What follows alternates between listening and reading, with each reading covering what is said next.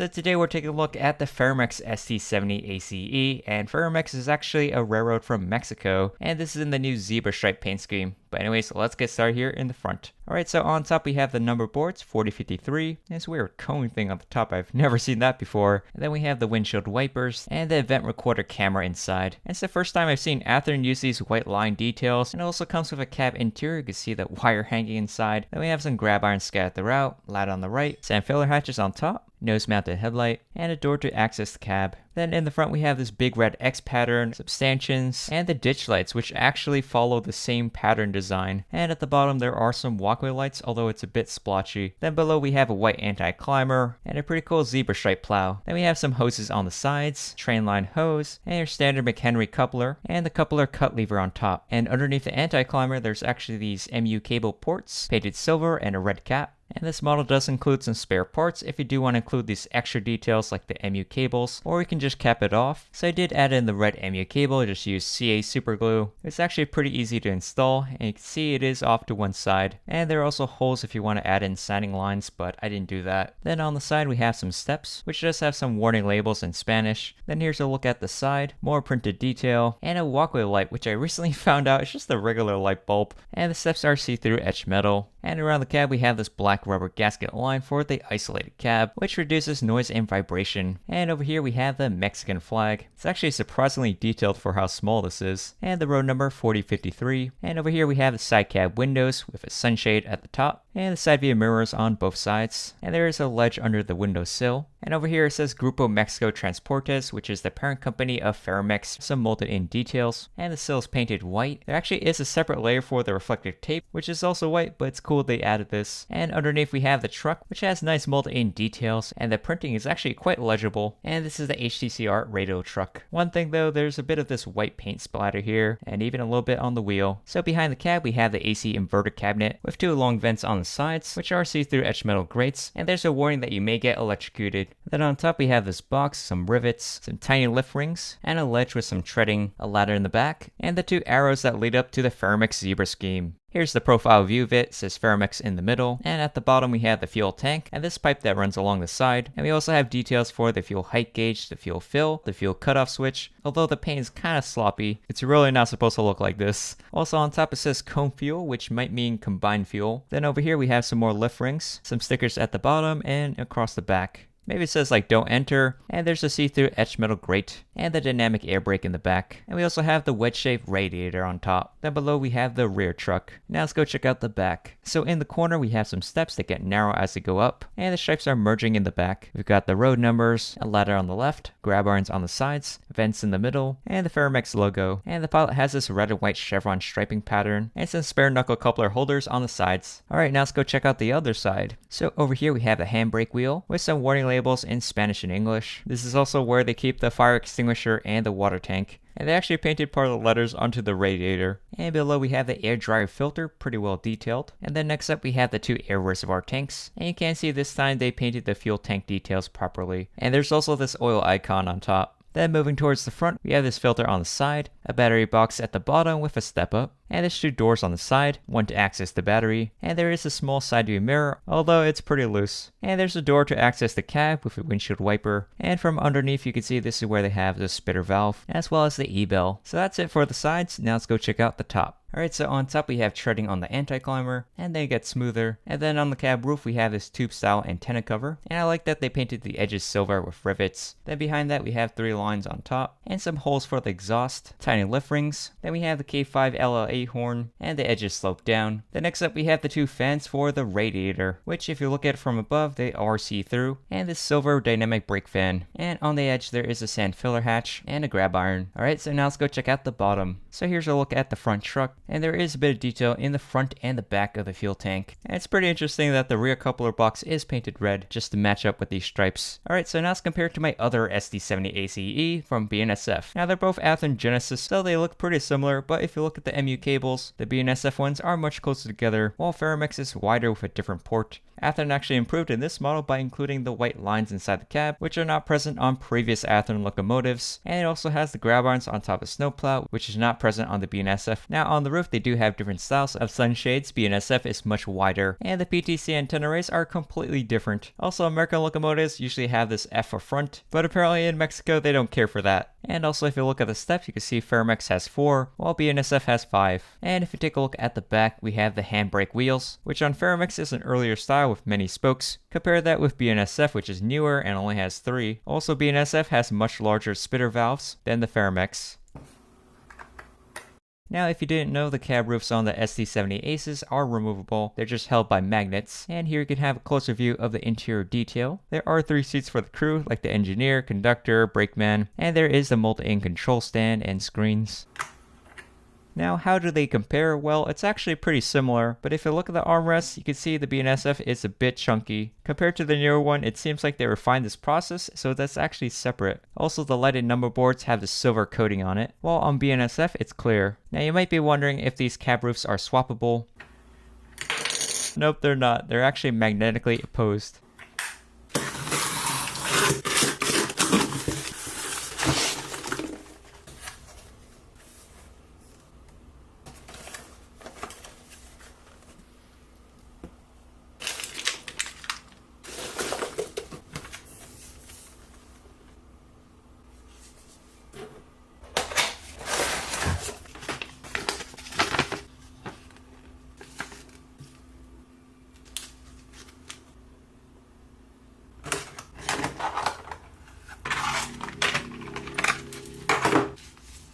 So I also picked up this Athearn Genesis LPG tank car owned by Procore, and it holds 33,000 gallons. But yeah, let's get started here in the front. Alright, so on the end we have the car number, capacity information, and here's a hazmat placard 1075 for liquefied petroleum gas. And above we have this large grab iron railing. It's actually kind of freestanding in the hole. And the walkway grating is see-through on top. And below we have a McHenry coupler, and it's actually a double shelf coupler, which all tank cars are required to have for safety. And there's a couple of cut lever to the side, and a train line hose. We also have stirrup steps in the corners, along with grab irons. Alright, now let's go take a look at the side. And Procore is a leasing company in Canada. Then we have the car number, some more information, plate C, and there's some printing here talking about the brake shoes. And this car does come with rotating bearing caps, which move when the wheels turn. Then across the side we have this railing that goes all the way across, and we also have some vertical FRA safety stripes. Now I should note that this side rod is extremely wavy. And then over here we have a ladder which goes up to the roof, and then on the other side we have some more car information. It's all pretty legible, and another hazmat placard, and in the corner we have an air reservoir tank for the air brake system, as well as the handbrake wheel. And on the other side we have this box which is the control valve, and then here's how the other side looks like. And now let's go take a look at the roof. Alright, so on top we have the car number written on the edge, and we have that ladder that goes up to the walkways, which are photo etched with see-through holes.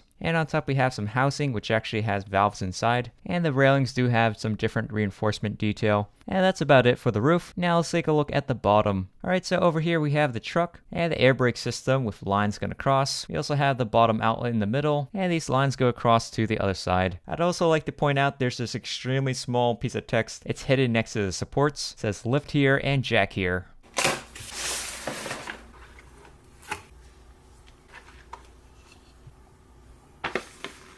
So I also got a second tanker. This one is the ULTX flat panel. So the difference between this one and the Procore one is that this one has ladders on the ends, which actually are pretty curvy at the top. Their text is also in yellow, and their placards are blank. As for the flat sides, apparently it's for clearance. When cars go on curves, the middle part sticks out. And it's actually the same reason why the other car, the ladder's like 3/4 of the way there, because if you put it in the middle part sticks out the most on curves and it's gonna hit something. So they did gain some inches. Also, the railings on top are symmetrical, and they call it the crash box. Then on the edge we have some railings, some see-through etched metal walkways, you can see the pillars underneath, and more around this cap, and we have the reporting mark. And on the other side of the car we have the DOT specification, and UTLX is the Union Tank Car Company, also known as the Tank Car People. And here's how it looks like on the B end. And I just noticed the railing on top is actually asymmetrical. They also added a stencil on the truck, which is not present on Procore. And here's a look at the bottom. It's pretty much the exact same thing. It's just this one doesn't have anything around the bottom outlet valve. So that's compared to my Scale Trains tank car, which transports crude oil, which is refined to make LPG that's in the Athearn. Now on the ends, they both have double shelf couplers, which is used when they're transporting hazardous materials.